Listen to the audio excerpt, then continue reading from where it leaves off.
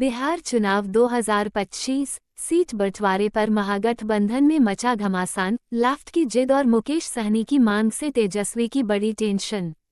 बिहार विधानसभा चुनाव की तारीखों का ऐलान अब कुछ ही दिनों में होने वाला है, लेकिन महागठबंधन इंडिया अलायंस में सीट बंटवारे को लेकर सियासी खींचतान तेज हो गई है।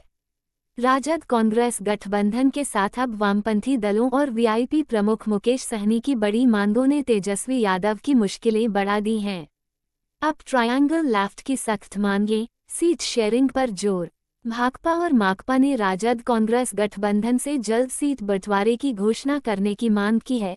भाकपा ने 24 सीटें, माकपा ने 11 सीटें, जबकि भाकपा माले ने 40 सीटों पर दावा ठोका है। तीनों दलों की मांगें मिलाकर 75 सीटों तक पहुंच गई हैं, जो महागठबंधन के समीकरणों को हिला सकती हैं। अब ट्रायंगल भाकपा माले का बड़ा दायरा। भाकपा माले के महासचिव दीपांकर भट्टाचार्य ने कहा कि पार्टी दक्षिण बिहार से लेकर उत्तर बिहार तक अपना प्रभाव बढ़ाना चाहती है। 2020 में पार्टी ने 19 सीटों पर चुनाव लड़ा था और 12 सीटें जीती थीं। इस बार वे लगभग 40 सीटों पर दावा कर रहे हैं। योजक चिन्ह, योजक चिन्ह, योजक चिन्ह। अब ट्रायंगल मुकेश सहनी की नई शर्तें। विकासशील इंसान पार्टी वीआईपी के प्रमुख मुकेश सहनी ने 60 सीटों और डिप्टी सीएम पद की मांग रखी है।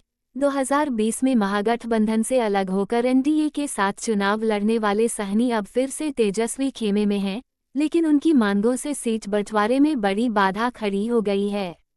अब ट्रायंगल राजद कांग्रेस के बीच भी मतभेद। सूत्रों के अनुसार इस बार राजद 144 सीटों की जगह लगभग 130 सीटों पर और कांग्रेस 70 की जगह 60 से कम सीटों पर चुनाव लड़ सकती है। दोनों दलों के बीच अभी तक सीटों को लेकर अंतिम सहमति नहीं बन पाई है।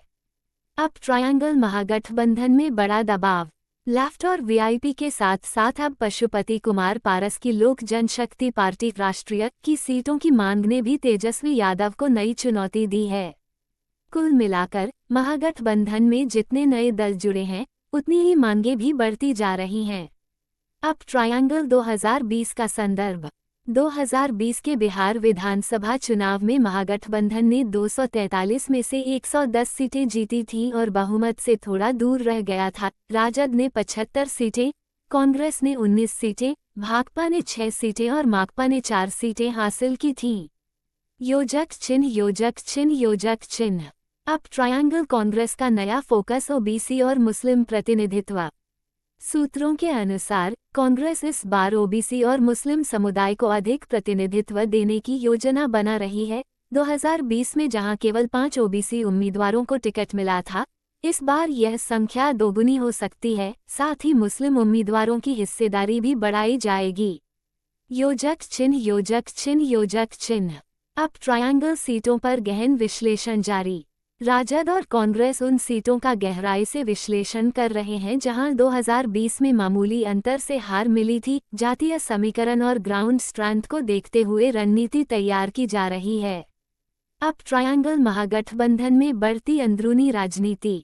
जहां एक ओर जनता चुनावी माहौल का इंतजार कर रही है, वहीं महागठबंधन के भीतर आपसी खींचतान ने सियासी तापमान बढ़ा दिया है। तेजस्वी यादव पर अब सभी सहयोगियों को साधने की चुनौती है।